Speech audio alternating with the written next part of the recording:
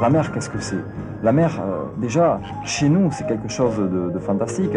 On a des coins merveilleux, on a le bassin, on a toutes nos plages de sable fin. C'est intéressant parce qu'à la fois, c'est des endroits qui demandent non seulement une connaissance de la pêche, des différentes techniques, une connaissance des appâts, mais également une connaissance des lieux. On ne peut pas comme ça au pif se mettre au premier endroit venu. C'est l'erreur que font souvent les gens. Ils arrivent, ils passent la dune, ils descendent, ils se mettent juste en bas. Non. Le truc c'est qu'ici, il faut, avec le temps bien sûr, avec des fois l'aide de quelqu'un, une aide extérieure, il faut savoir apprendre. Pour tel poisson, on va le faire à tel endroit, tel autre à tel autre endroit. Pourquoi? Ben, c'est logique. Ici, ça brise un peu. Là, le poisson, il va venir chercher parce que quand la vague tape le sable, ça enlève les vers, les crevettes, tout ça du sable. Donc le poisson vient là, il se nourrit.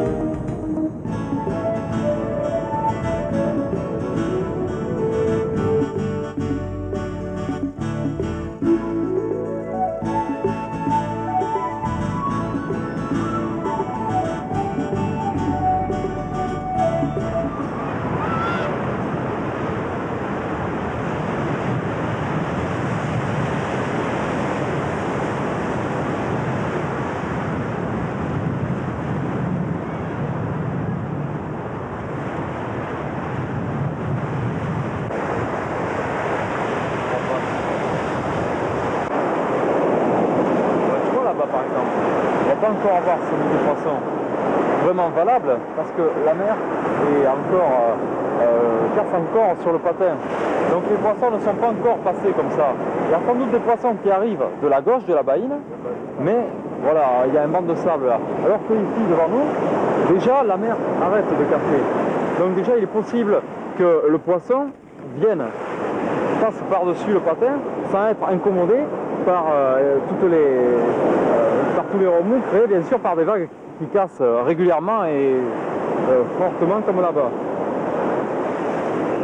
Alors maintenant, ça va mordre. Manque de bol ce jour-là, fifrelin.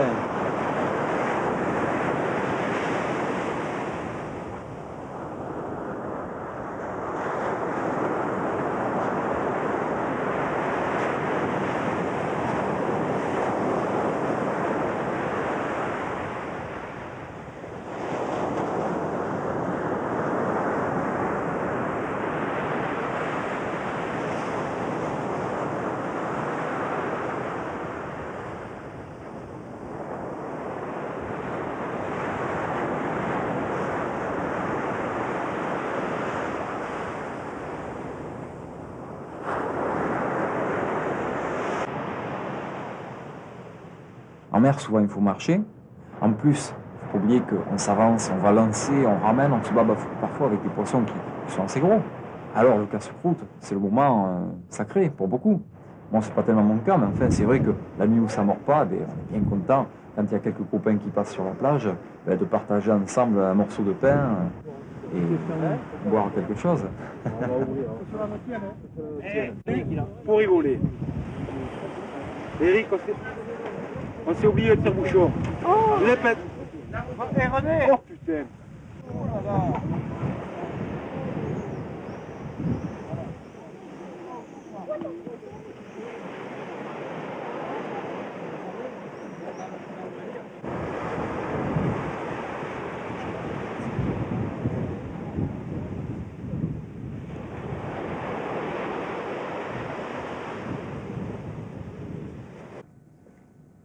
Justement, la mer, il faut l'accepter comme elle est, et il faut savoir quand même se battre un peu contre elle. Il faut mériter, il faut marcher, il faut atteindre la mer. Il y a les dunes à passer. Des fois, les bons postes sont rares.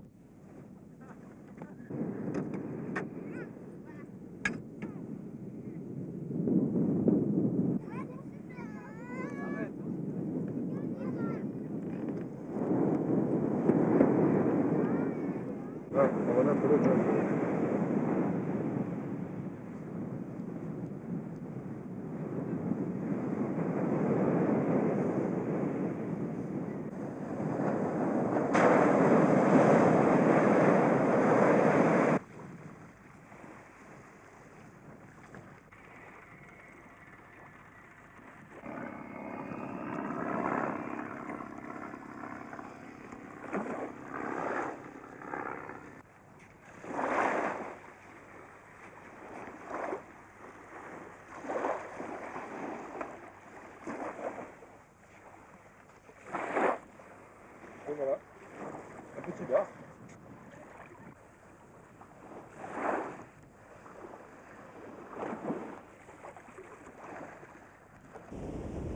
La présentation de l'appât est très importante.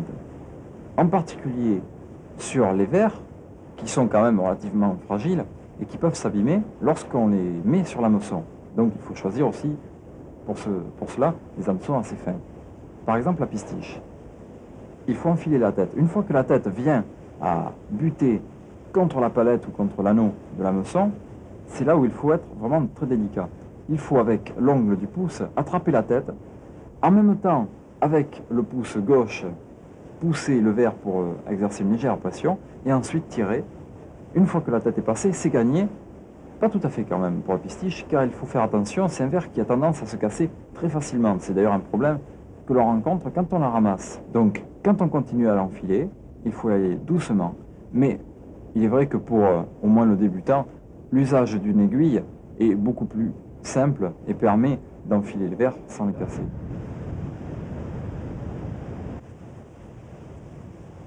Pour le jumbo, c'est la même chose. Le difficile est la tête. Là, on voit le jumbo qui glisse sur la courbure de l'hameçon, la tête qui bute. Une fois qu'elle est passée, c'est très facile, en particulier pour ce verre.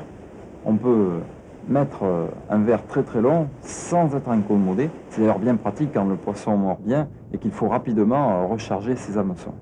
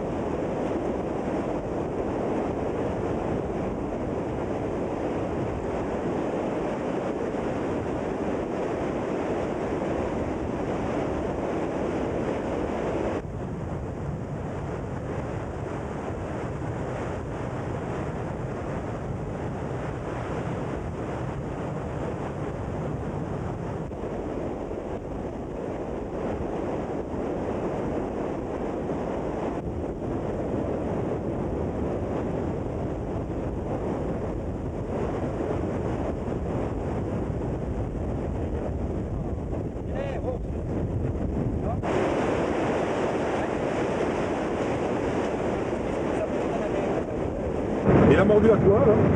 Au coréen. Au coréen. Oui. Il avait un pistiche en bas coréen en haut, puis il a mordu au coréen.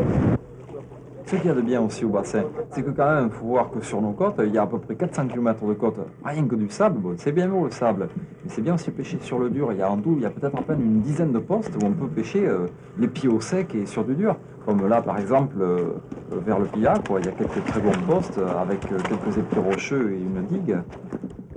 Et c'est poissonneux en plus. Hein.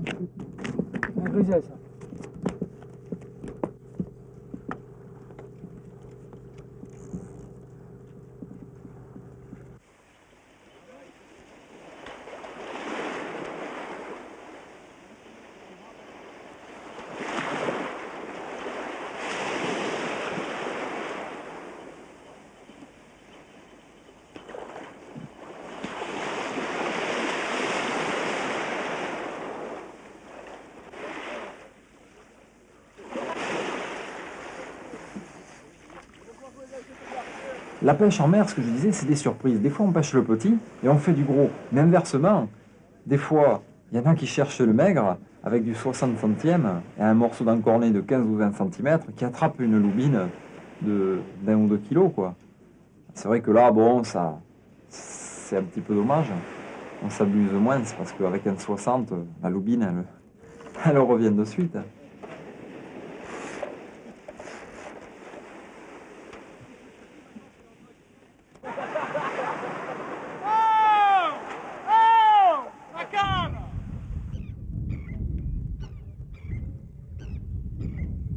La première chose avant d'aller pêcher, c'est de faire les appâts. Et le bassin, c'est quand même le pied pour ça. On peut y trouver quasiment tout ce qu'il nous faut. Que ce soit les arnicoles, des pistiches, des vers à tubes, des gravettes blanches, de la calianas, une sorte de petit homard marin, des lançons, des sèches ou des couteaux. On peut faire tout ça et de la diversité vient souvent le succès de la partie de pêche. On les garde pour faire une partie à l'anglaise. Faire un amorçage, enfin on garde pas les petits mules, on garde les... Il y a des petits prétros, il y a des petites atérines, il y a des... Qu'est-ce qu'il y a d'autre? Il y a surtout en fait des petites aloses. Les petits alosons, il y en a une grande quantité. Il y en a un peu. Ils sont restés dans le fond. Je crois qu'elle voulait m'aider, elle avait sauté dans ma main, mais en fait elle voulait pas.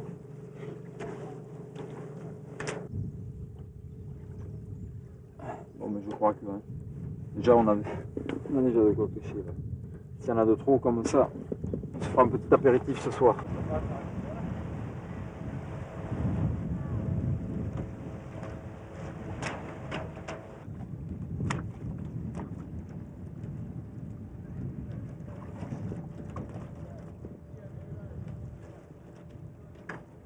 Le côté physique, c'est pas exagéré. Et il n'y a pas que quand on va pêcher qu'on se défonce bien, il faut faire les appâts aussi.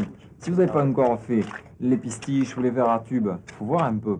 C'est dans des coins, c'est assez sablo-vaseux, argileux et souvent huîtreux. Et je peux dire que c'est quand même assez dur. D'ailleurs, cette année, j'en suis quand même à 6 manches de bêche. Alors, c'est quand même pas n'importe quoi.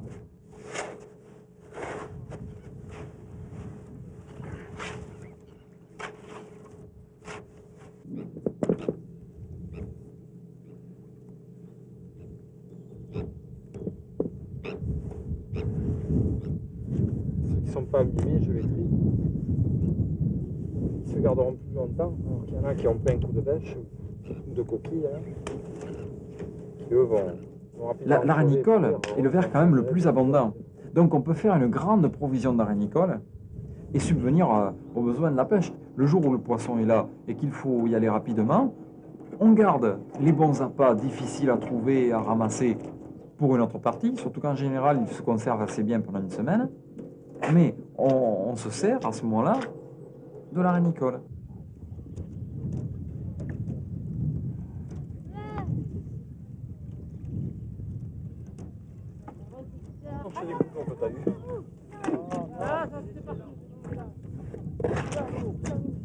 Le couteau nous a fait pas ce. Patrick, il y a un beau là. Ouais? Ouais, viens voir.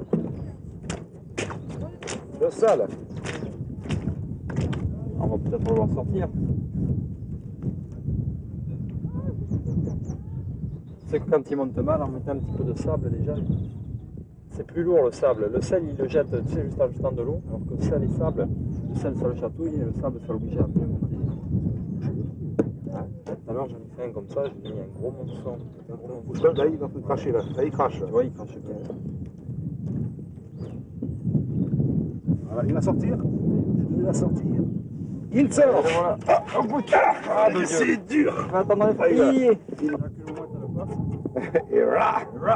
Ah, il y a la tête qui dépasse, là. Tu vois la tête, là? Regarde. Hop, il sort. Il est vraiment beau. Hein. Ça, c'est le principe de la mer, c'est ça. Plus t'es loin, plus c'est gros.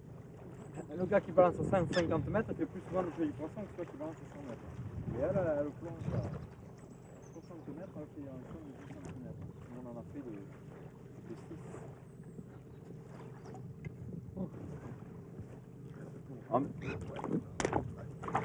Non mais je pense qu'à la pointe, là, on pourra tirer des lançons tout à l'heure. C'est valable.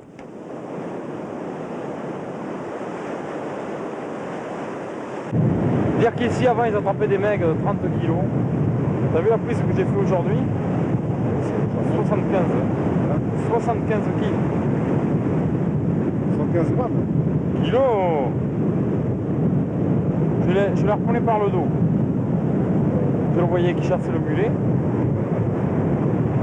J'ai fait mieux que lui.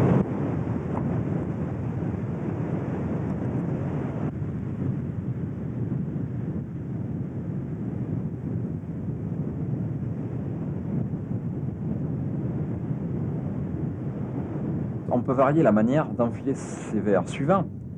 Toujours pareil, suivant à la fois le poisson qu'on recherche, mais également le montage de la ligne et même le grammage du plomb. J'aime bien les aiguilles souples.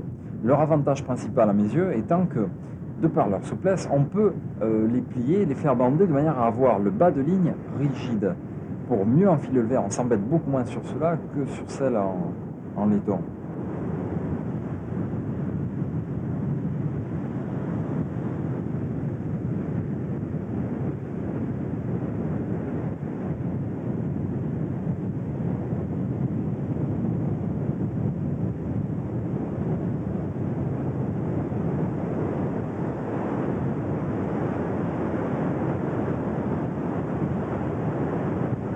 Lorsqu'on a besoin de lancer loin ou de mettre un gros plomb, c'est-à-dire que quand même il y aura un certain effort relativement violent sur le verre, bien c'est sûr que la queue va se déchirer si on l'enfile classiquement.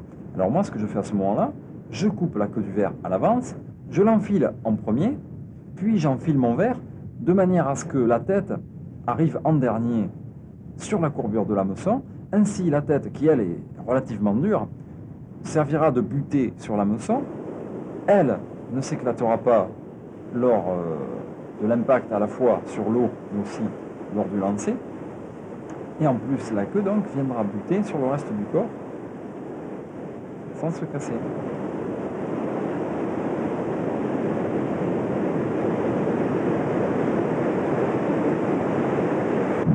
Quand tu pêches une châtaigne, ça prend beaucoup moins de sable qu'un grappin.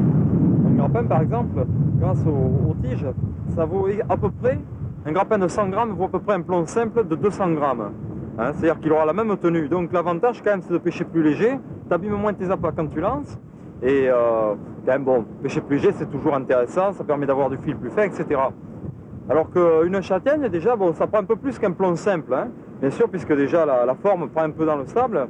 Mais quand même ça prend beaucoup moins bien. Alors là par exemple tu vois à la canne blanche, non à la grise là-bas, j'ai une châtaigne de 200 grammes, ça va pas. Alors qu'avec un plomb simple, un plomb grappin de 150, ça tiendra sans problème. Sur l'autre canne c'est un 150 que j'ai et ça tient sans problème.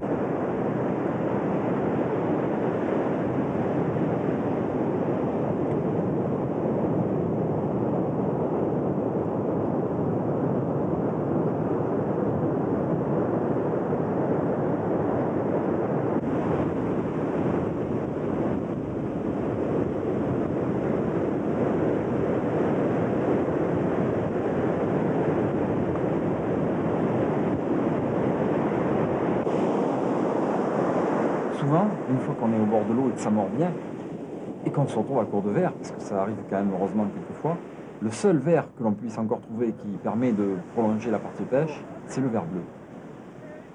Par contre, il faut bien différencier la tête de la queue. La tête est fragile, et si on le pique dans la tête, il se vide de suite.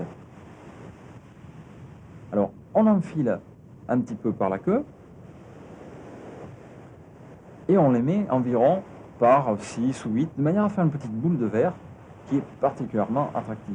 On peut également les attacher ensemble avec un fil, style fil de couture rouge, et piquer à ce moment l'hameçon dans le nœud du fil.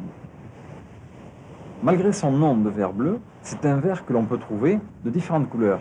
Bleu, mais aussi rouge, blanc, orange et même multicolore. C'est sans doute le meilleur appât pour pêcher la sole. Voilà notre grappe de verre formée sur un hameçon 2 à 6 et il n'y a plus qu'à lancer la ligne à l'eau.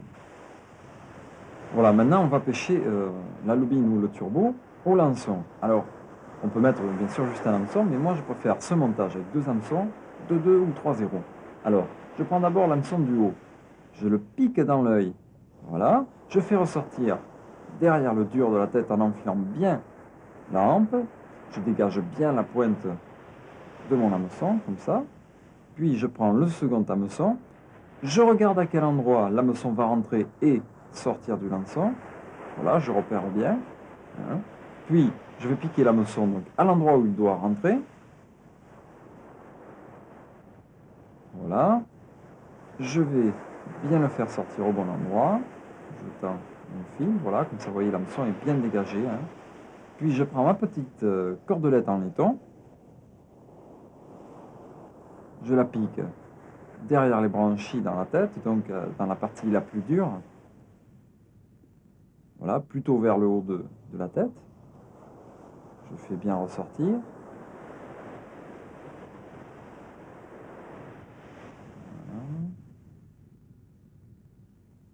Voilà. Hein, ma cordelette va me permettre d'assurer une bonne cohésion, puisque lors du lancer, la tête, grâce aux vertèbres du poisson, voilà, va bien maintenir mon poisson entier, il restera bien, il ne se cassera pas en deux, en laissant juste la tête sur l'hameçon. Voilà, c'est une meilleure prise. Donc j'enroule le fil en laiton, à la fois sur l'hameçon et sur le museau de mon petit lançon. Voilà ce que ça donne. Et là, croyez-moi qu'un bar qui met le nez, en général, il va au sec.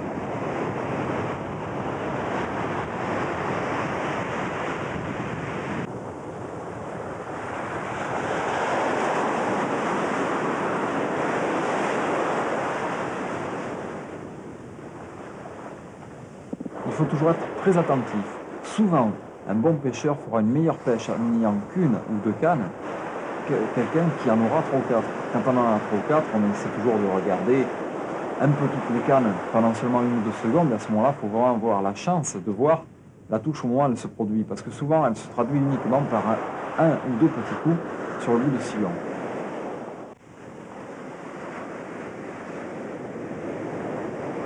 La préservation des appâts est une chose essentielle. Il faut bien savoir que pour 5 minutes d'inattention, les appâts peuvent devenir dans un état lamentable, avec le soleil, avec le froid, suivant la saison, ou même la pluie. Beaucoup de vers de mer ne résistent pas à quelques gouttes d'eau de pluie.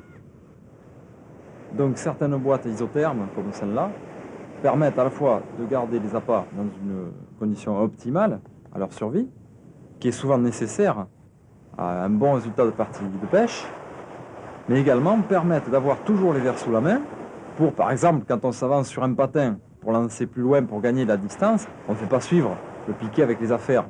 Hein, tant qu'il y a de l'eau sur le patin, ça risquerait de tout partir à l'eau.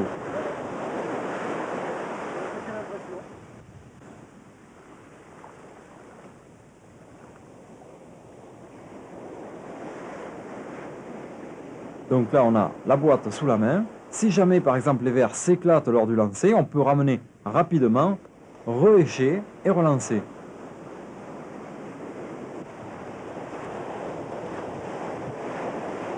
De nos jours, en général, on n'attend plus quand même sur le résultat de la pêche pour manger. Il faut savoir ce que l'on veut, justement, et pour préserver les pêches futures, relâcher quand même les petits poissons qui n'ont jamais reproduit.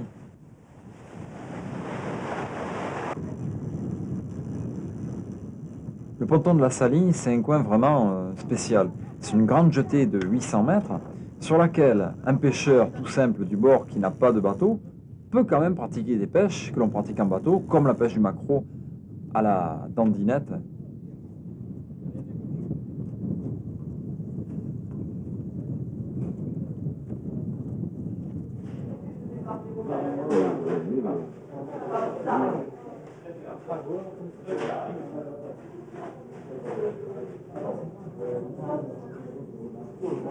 À la pêche, à s'y connaît.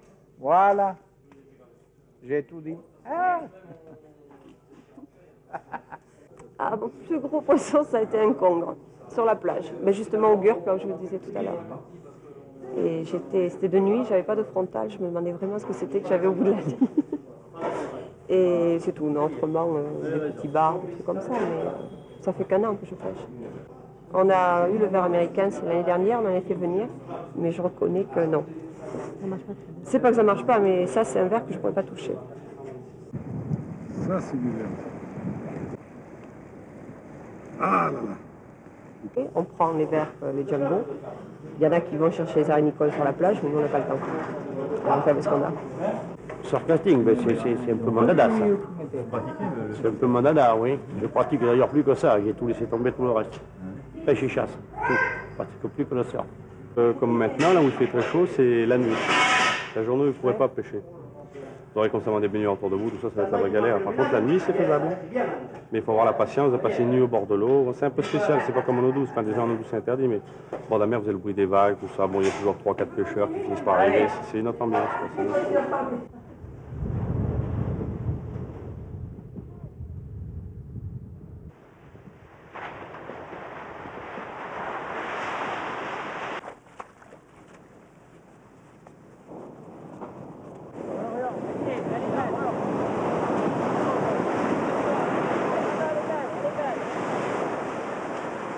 Elle est belle, elle est très belle, elle est plus belle que la mienne. Bravo, elle est plus belle que la mienne. Elle est jolie. Ouais. Elle est... Ah, elle est belle. Elle est jolie. Comme ça, elle est belle. Ah, fais-moi le bise, Jean-Jacques. Fais-moi le bise dans la caméra. Il est couillon de ce drôle. Elle est belle, hein.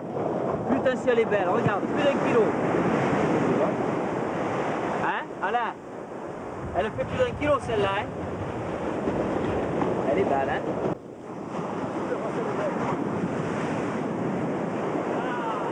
C'est la troisième, t'es gonflé toi, hein. Ah, écoute, on pêche, Putain, celui-là.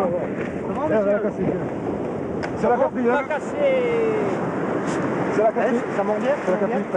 Quatrième, vous en avez fait d'autres, il n'y a pas de... C'est déjà pas mal. Il n'y a pas de bar Les collègues, ils sont là, mais je ne sais pas où ils sont. Il y a du monde tout le long par là et tout le long de l'autre côté. Pour les trouver, pour merde, tu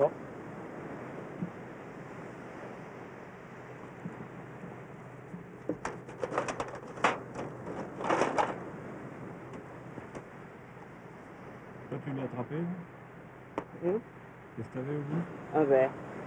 Une aranicole? Ouais. Ça fait une jolie pêche, hein.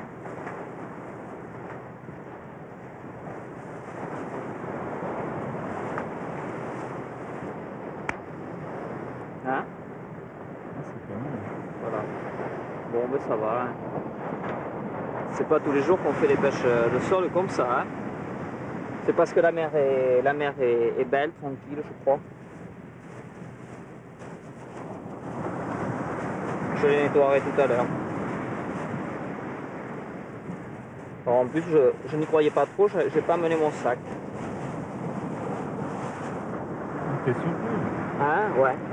Elle est belle, celle-là. Oh là là. Qu'est-ce qu'elle est belle, regarde ça, dis donc. Hein?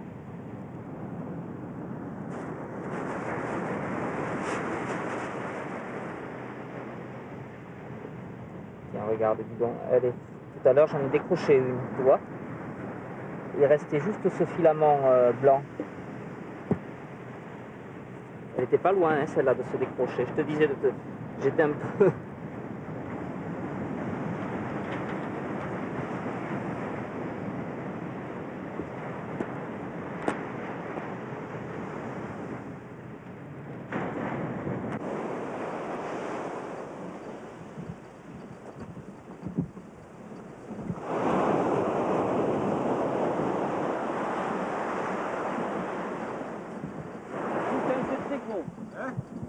C'est très gros. C'est très gros.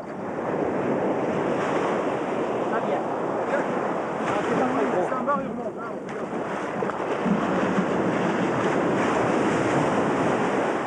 On a vu les orties? ouais, on va les orties. Ça vient. Il y a quelque chose là? Ouais. Le sol. Le sol encore. Ah ouais, on la voit. Elle est belle. Elle est encore belle, putain, elle est belle. Oh putain, elle est encore plus grosse. Oh, elle est belle. Et de 4.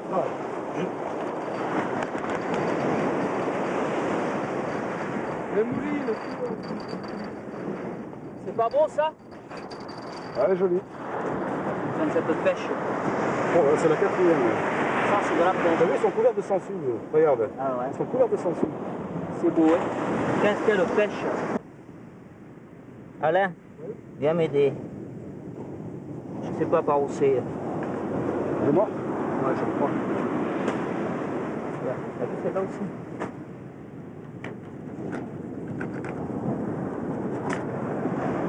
Il y a un gros lot pour cette peine. Ouais. C'est joli, elle arrivait dans l'eau. Ah oui. Avec la lumière, la Superbe. pierre. T'as eu une super idée de venir, hein? Hein, c'était magnifique, hein, avec les orties qui sautent. Il y a plein d'orties en plus. Hein. Ah, ça.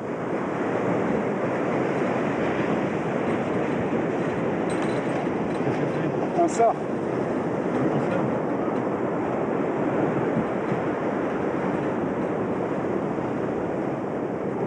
Il est pas très gros, enfin.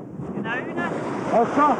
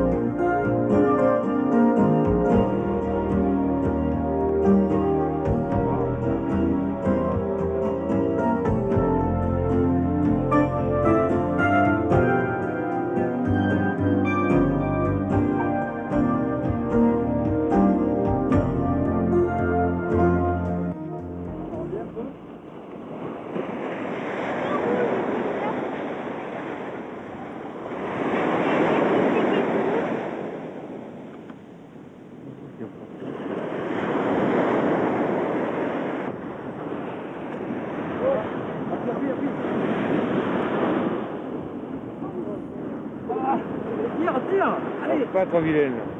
Voilà. Il veut le pantalon.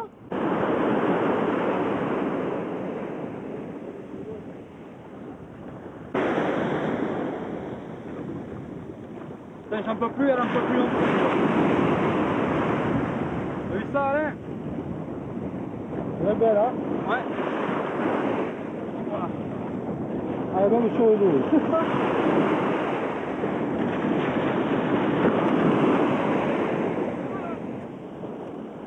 Pas du coup.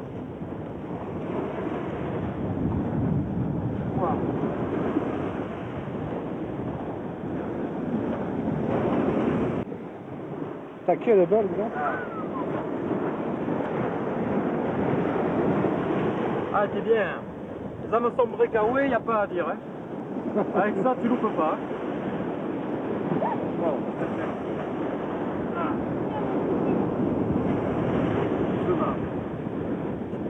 Ça va, avec la queue, regarde, elle fait bien 1m60 de haut, avec la queue. Hein. Regarde ça. Là, la queue touche juste par terre.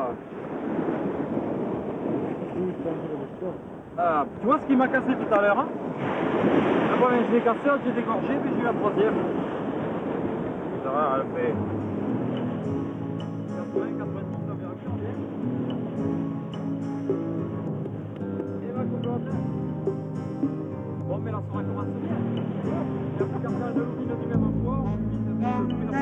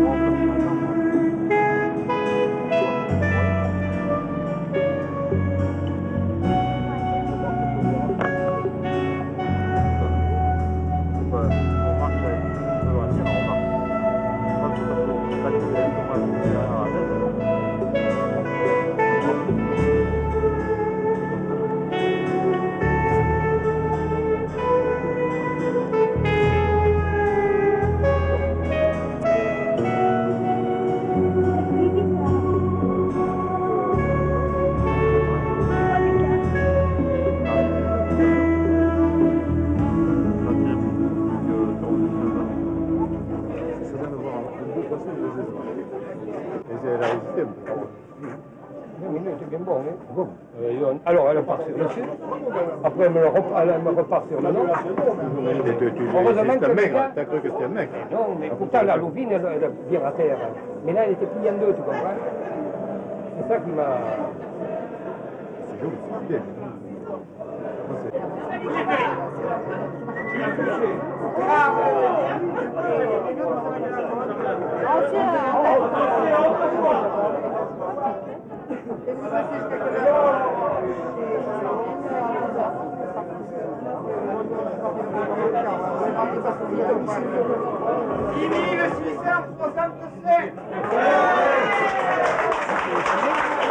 Alors, la fédération est une fédération sportive. Bon, les gens qui viennent nous retrouver à cette fédération, au sein des clubs, ils viennent justement parce qu'ils aiment la compétition. Ça, c'est comme un joueur de boule, c'est comme, je sais pas moi, dans tous ceux qui pratiquent de la compétition. Ils viennent pour, bon, et puis il y a l'amitié que l'on retrouve chez nous, il y a tout ce que l'on retrouve, ce que l'on peut retrouver dans un club.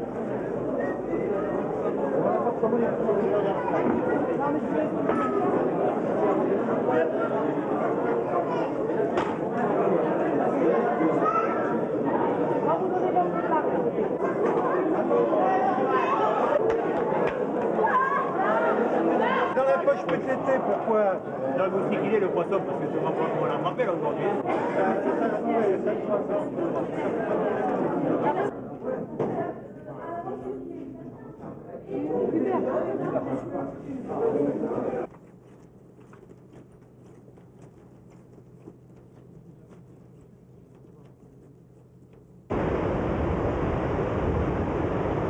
Tu vois, entre autres choses qui m'attirent dans les concours, c'est que ça permet quand même de rencontrer donc, beaucoup de gens qui ont la même passion que moi. C'est le tronc commun qui est vraiment intéressant.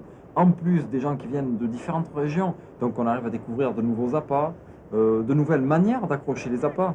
Parce qu'au concours, on compare, on regarde les gens à droite, à gauche, comment ils pêchent, leur technique, tout ça, on découvre plein de choses. En plus, après, souvent, il y a un repas, souvent à la suite du concours et tout. Ça permet toujours d'affiner ses connaissances, d'avoir de nouveaux copains. Et puis la compétition, toujours l'espoir de gagner le premier lot, de gagner la coupe. Bon, mais pour celui qui est intéressé par ça, c'est pas négligeable, quoi. Hein.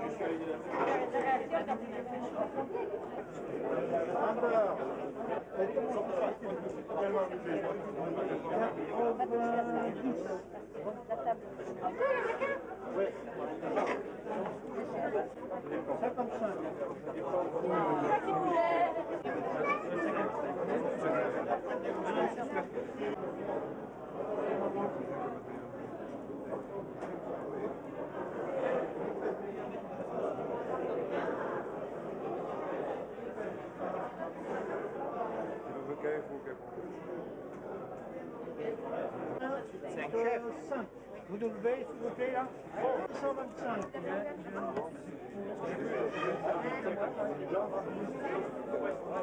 En tant que premier seigneur, vous allez recevoir celle de l'Office du tourisme de l'Escaféré.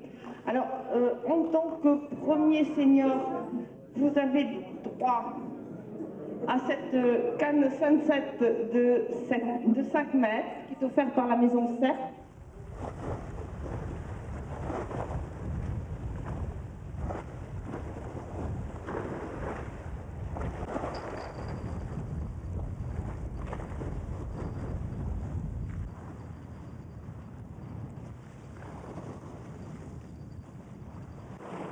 J'avais la petite canne là, comme la petite canne de là. Donc, putain, j'ai dit. Alors j'ai voulu me la ramener, pour me la ramener au bord, là, vous voyez, là, parce que la canne n'était pas grosse. Hein.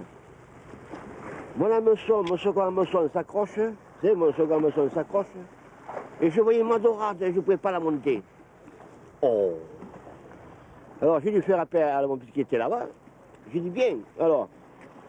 Son copain est monté sur la digue, moi j'étais en haut, là cette vérité était filmée. Et on voyait la dorade dans l'eau, hein. On voyait la dorade dans l'eau.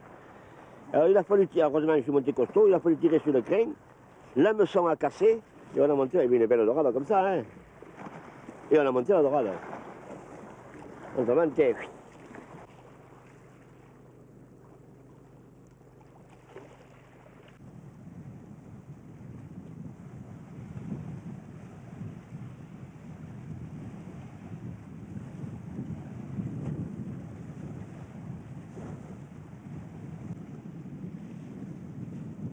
Chaque année, un moment très très attendu, enfin moi je l'attends vraiment du fond de mon cœur, c'est l'arrivée de la dorade.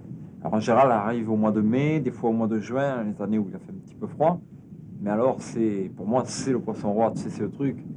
Ça m'empêche de dormir. Quand la dorade mord, je passe des nuits horribles quand je suis chez moi parce que je sais qu'il y a la dorade qui est au bassin et moi j'y suis pas. Alors quand elle est là, c'est un poisson déjà qui est très fin à prendre, il faut être à la fois sensible de par ses mains pour sentir les moindres touches. C'est très proche à ce niveau-là de la truite au toc, hein. C'est souvent des tout petits toc-toc et quand on a balancé à 80 ou 100 mètres, c'est pas toujours évident. Hein. Et puis bon, après c'est un poisson vraiment de sport, c'est le poisson de sport du coin, je veux dire, vis-à-vis de sa taille, c'est celui qui fait le plus de mal à la canne et au fil. Et vraiment, pour moi, c'est le poisson roi. En général, on commence à prendre les premières. Donc au mois, même des fois au mois d'avril, mais bon, généralement c'est au mois de mai, on commence en piquant surf vers Biscarrosse. Et alors là, on arrive à suivre la progression. Puis déjà, après elle se rapproche, on les pique alors pendant un temps sur la salie. Alors là, c'est pareil, ça empêche à soutenir quoi, depuis le ponton. Puis après, on les fait dans les passes du bassin, au Pilat, tout ça. Alors là, on va sur les blocos ou même sur le sable. Bon, l'avantage du blocos, c'est qu'on attend moins d'herbe. Et ensuite, elle finit sur les jetés, et c'est là la pêche principale de la dorade, celle que l'on pratique quasiment tout l'été.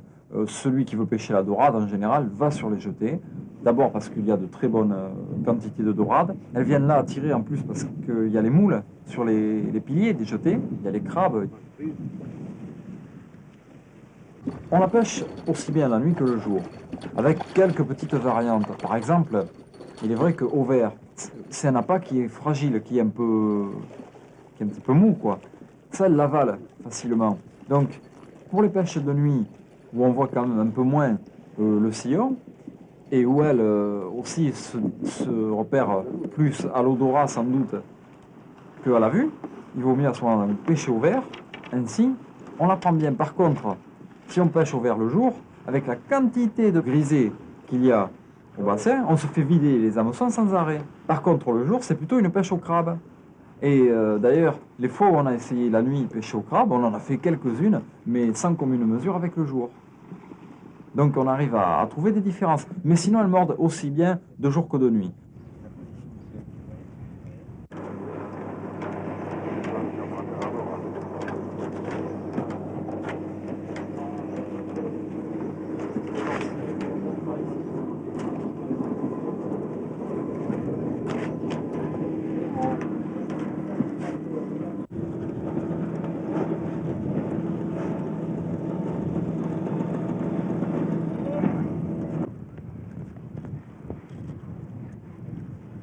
Là, voilà.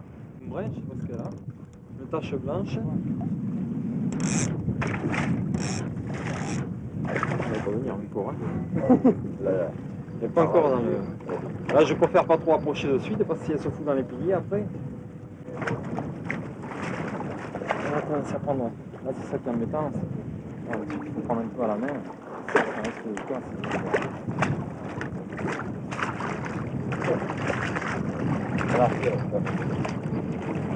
Voilà. Voilà.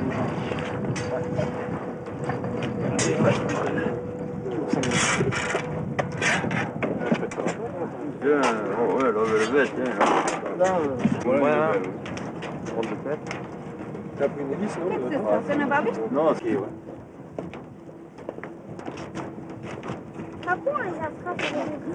Ouais.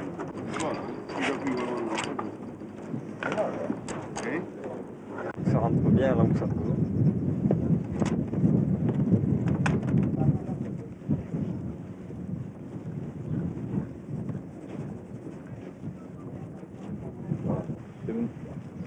Voilà, donc là, dans un cas comme ici où il y a pas mal de croches, je préfère faire un nœud en bas et un nœud en haut, qui font que mon bas de ligne, bon, il ne peut pas descendre plus ni monter plus quand le poisson se déplace.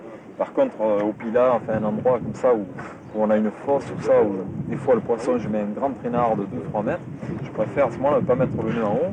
Le poisson peut se déplacer, ça glisse sur le bas de ligne. Ça permet des fois de mieux prendre le poisson, surtout quand il est petit. Deux, un en bas, un au-dessus. Pêcher avec combien?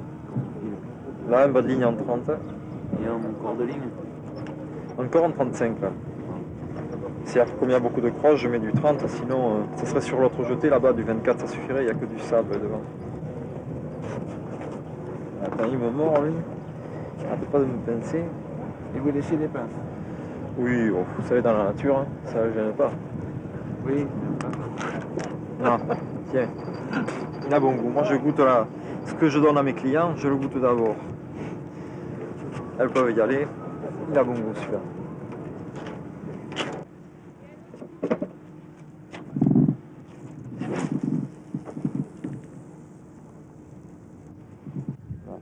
Elle va aller vers le pilier, je crois. Oh. Ah. Elle va chercher le pilier, ça. Vas-y. Non, c'est à côté. Ça va? Attends, commence à lever parce que tu l'as mis un peu profond, je ne vois pas bien. Voilà, c'est bon.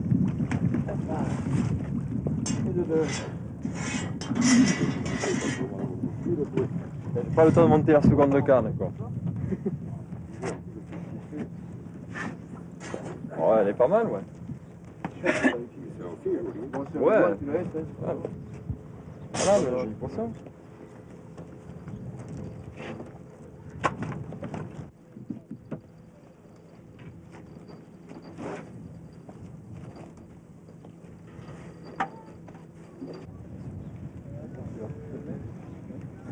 Ça va?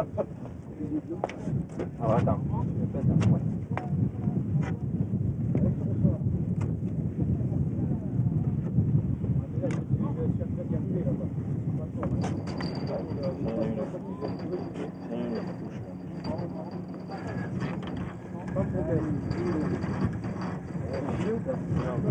Ouais. Bernard.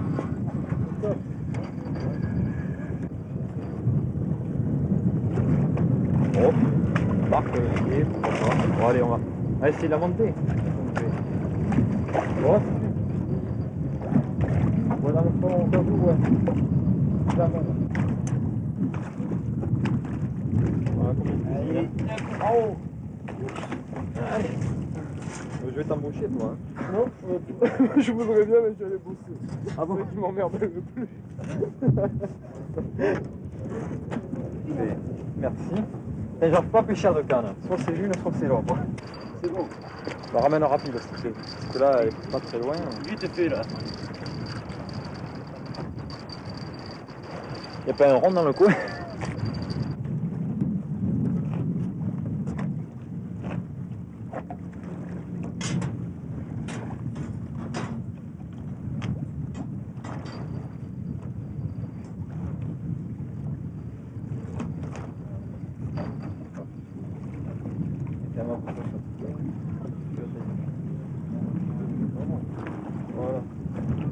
Suivant chaque endroit, il faut trouver la technique qui convient le mieux parce qu'une technique qui va bien dans un coin, par exemple la technique du surfcasting, ben, ne va plus du tout quand on est sur une jetée.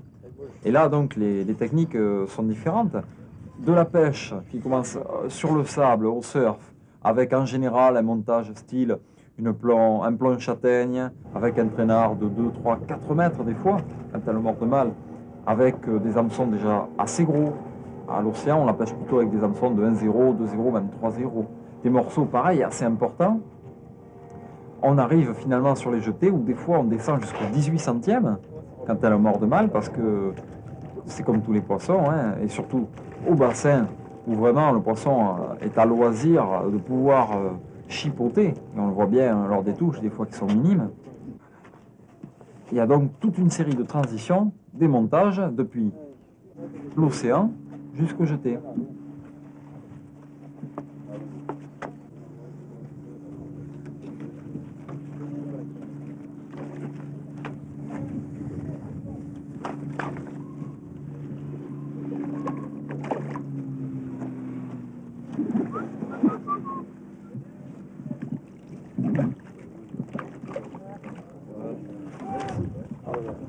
Quelle dextérité. On fait le vol faire.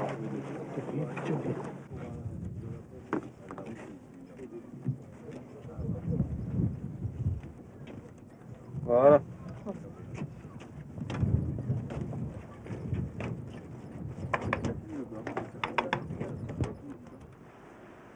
Alors souvent on pêche, c'est vrai, le petit.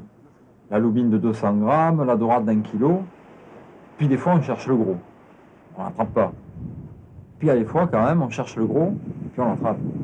Et nous, notre gros des gros, ben, c'est le maigre. Mais il a quand même un peu sa mecque. La mecque du maigre, c'est vrai, c'est méché.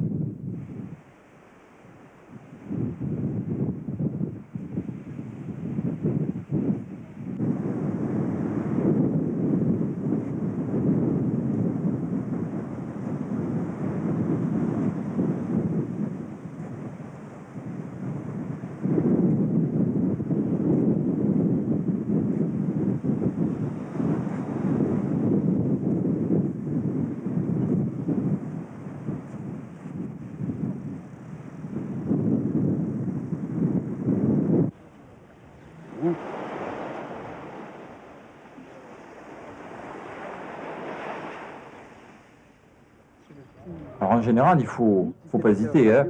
Vu sa taille, c'est un bon mangeur. Alors, l'encornet entier, le blanc de sèche, saucissonné sur l'hameçon pour résister mieux au lancer et surtout aux crabes très nombreux dans ce coin, avec éventuellement un starlight pour attirer l'attention de notre prédateur. Et c'est parti.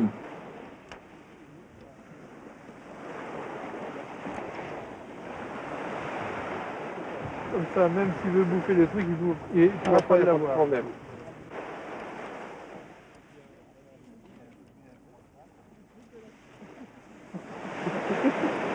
Un petit rôti. Alors comment ça se passe ensuite? Ben, vous lancez la ligne assez loin, vous attendez que la mer monte, on pêche à reculer. C'est-à-dire on donne du fil, on recule la canne au fur et à mesure. Et puis à un moment, ben, la canne plie un grand coup, le moulinet part, ça dévide vachement. Et puis la suite, eh ben, voilà.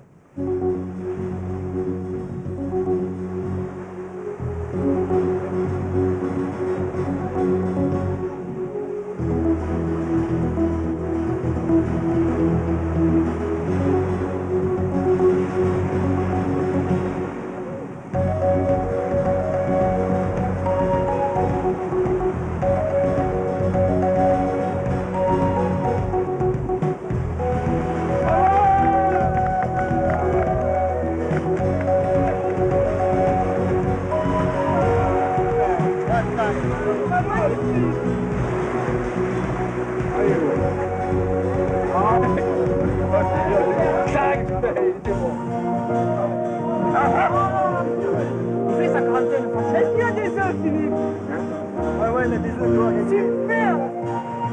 Les toasts impeccables, les toasts. Ah là là là là.